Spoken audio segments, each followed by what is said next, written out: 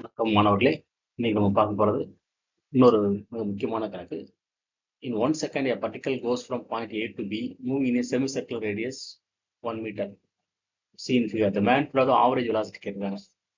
Man put the average velocity கேட்கிறாங்க. Average velocity formula நமக்கு தெரியும். Average velocity is equal to displacement divided by time.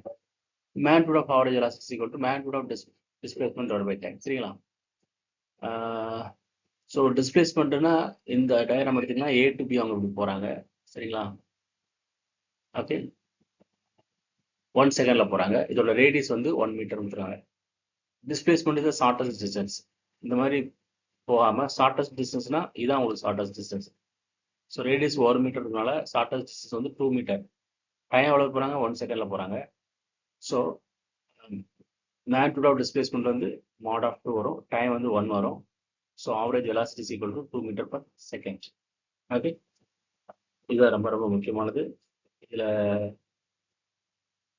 Displacement வந்து shortest distance அப்படின்றது நமக்கு தெரியணும். 2 மீட்டர்னு. ஓகே, அதான் ரொம்ப முக்கியம். டைம் வந்து 1 செகண்ட் கொடுத்தாங்க, அதை நம்ம நேரடியாக போட்டலாம். இது ரெண்டு தெரிஞ்சா இது ரொம்ப எளிமையான ஒரு கணக்கு.